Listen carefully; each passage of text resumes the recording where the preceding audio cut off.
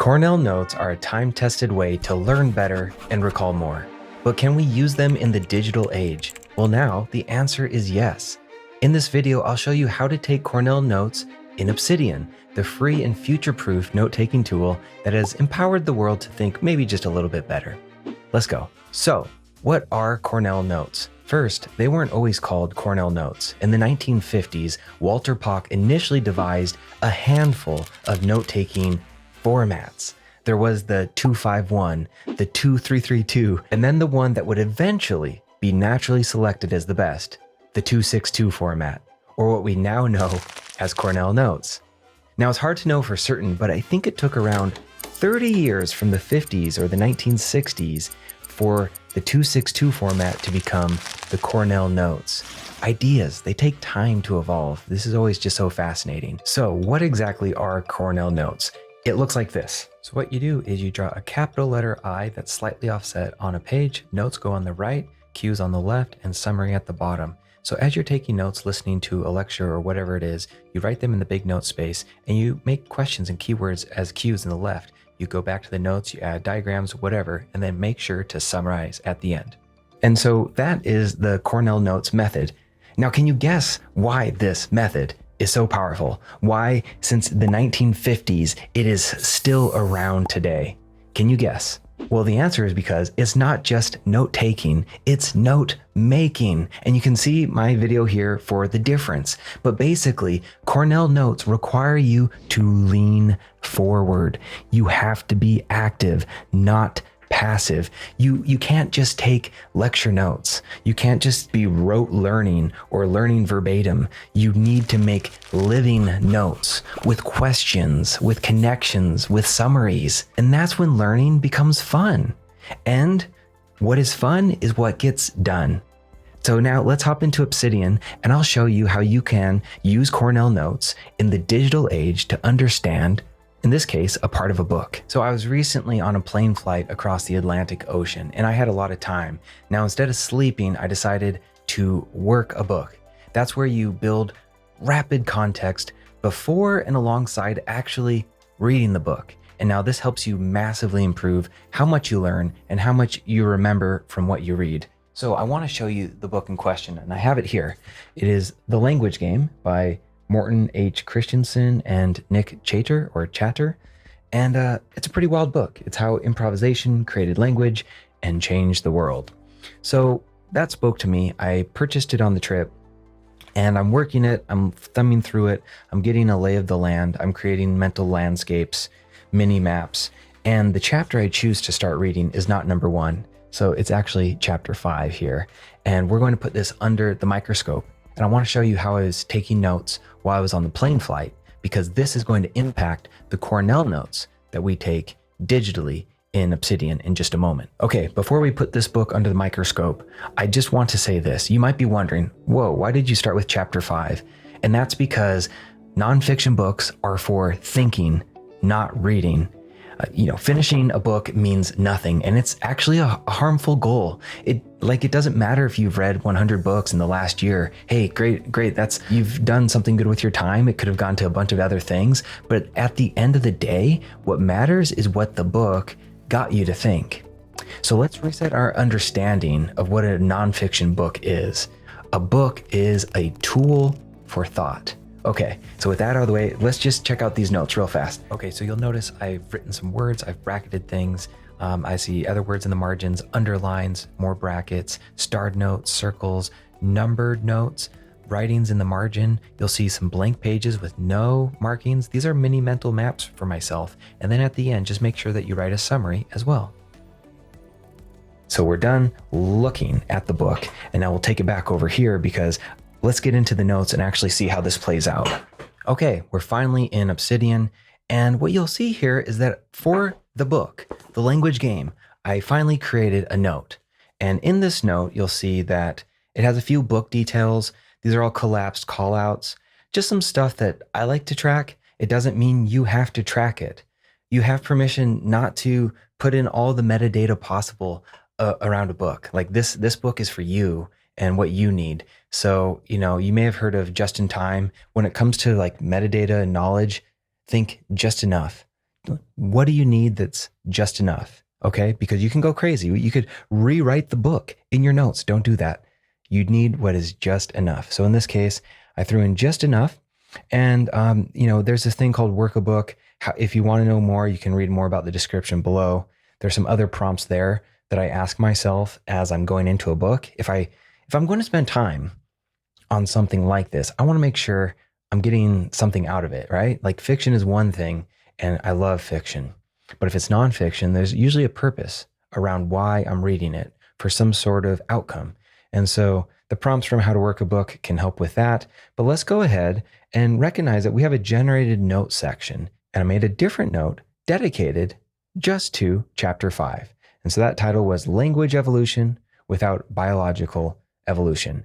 And so something you should know now with Cornell Notes is we can do these in Obsidian now, thanks to TFT Hacker Online, who created the functionality to allow this to happen. We're about to get into how you can get this functionality into your version of Obsidian. For now, though, I just want to show you how we're going through Cornell Notes. And you'll notice that there is a summary call out at the top. And what's cool is it shows right here, and it's forcing me to summarize the stuff I just read just by having a summary on your page. So what's so great about this is when you recognize why note-taking fails us, it's because we just over-highlight, we over-consume, we don't do anything with it, and we feel good. We feel those highlights told us something. You saw how many underlines I had in here. Hey, it feels great. It's doing something else, and I'll explain what that is when we mark a book like that. But for now, what's important is when you're here, you have an environment that is forcing you not just to be a consumer or an over highlighter, but to be a thinker, to be an engager. I like to think of the analogy of like we're wrestling with information, with ideas, with knowledge in front of us.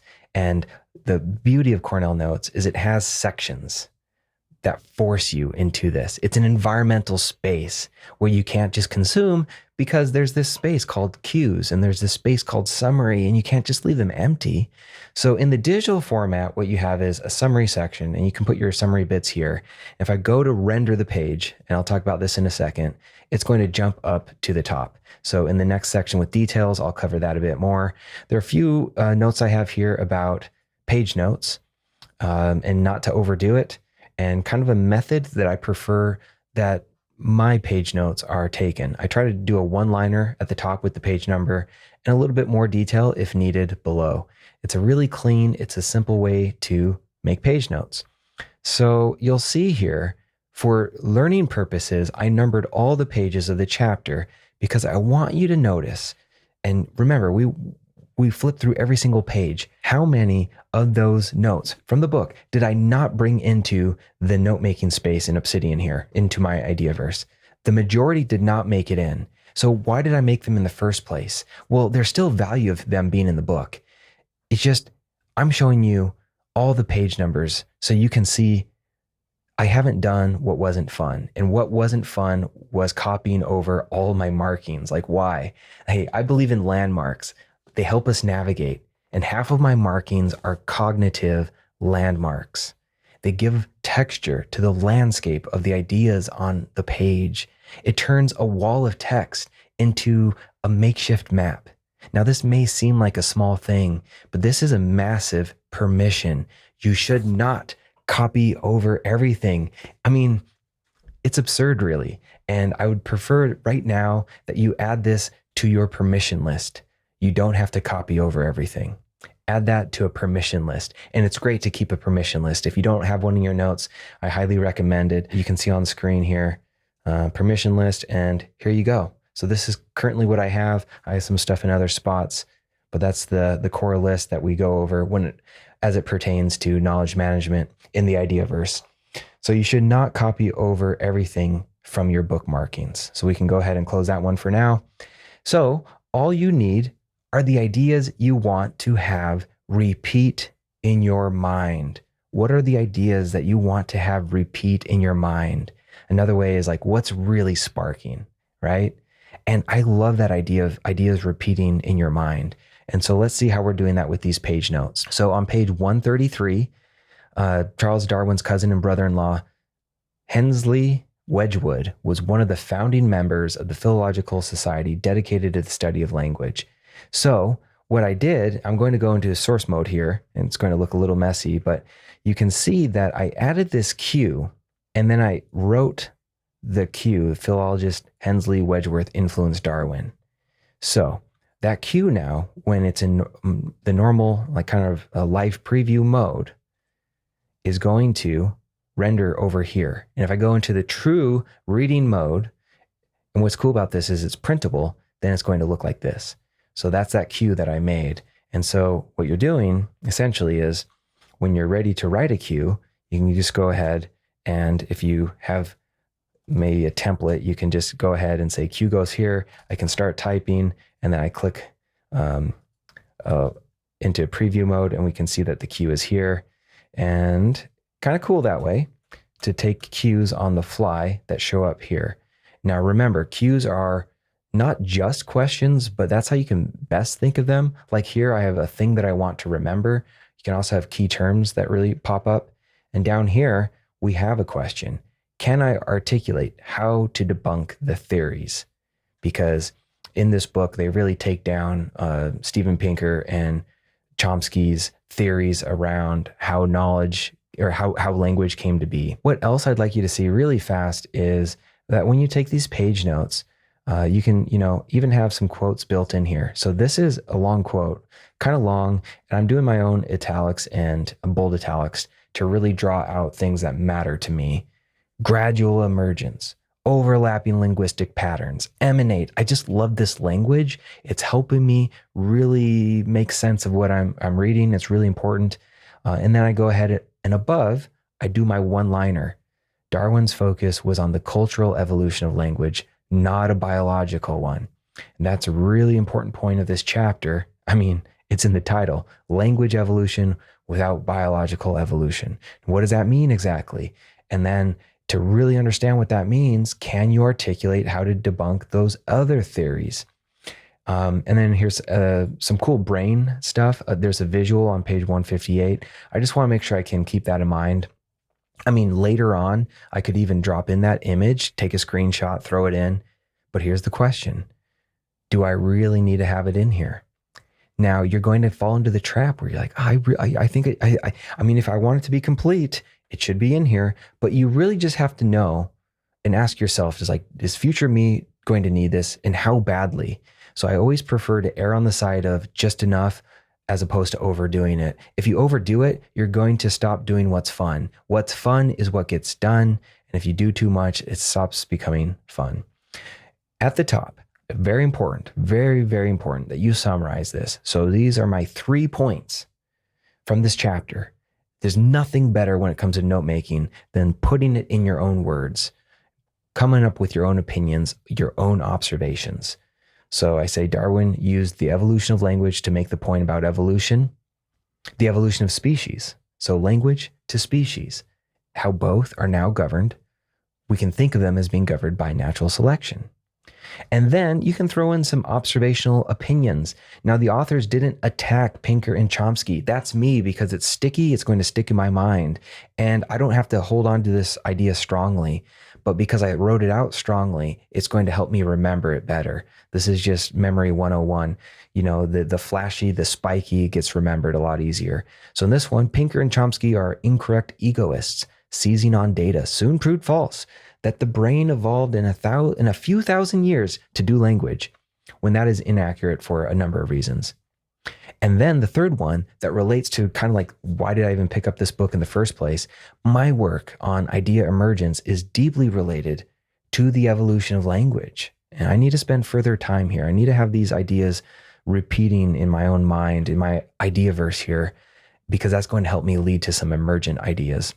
So there you have it. Now, in the next section, we're going to get into how you can get Cornell Notes working in your Obsidian Vault. All right, now how can you get this set up in your Obsidian Vault? Here's what you do. First things first is you want to go to this URL provided by TFT Hacker for the Cornell Notes Learning Vault. You'll see it in the description below. And this is where you can buy, I think it's $19. Let's just check this out real fast. So there is a cost involved.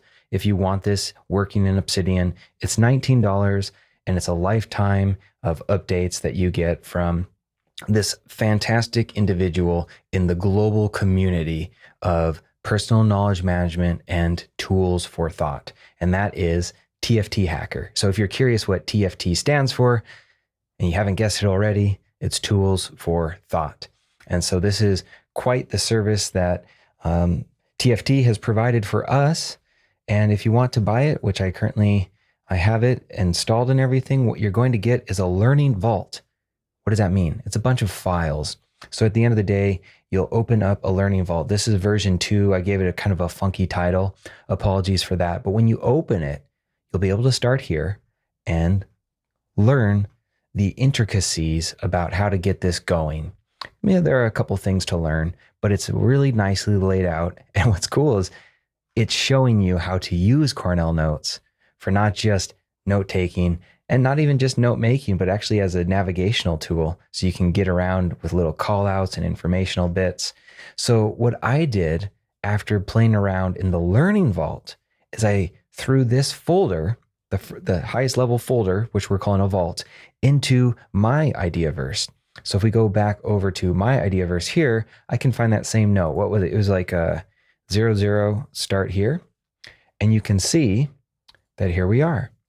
And now we have that same updated version of the Cornell Notes Learning Vault. So I incorporated it here as well. So your best bet to get started is simply to go to the URL that you'll find in the description, download this Learning Vault, figure out how to install it properly, and then you're off to the races.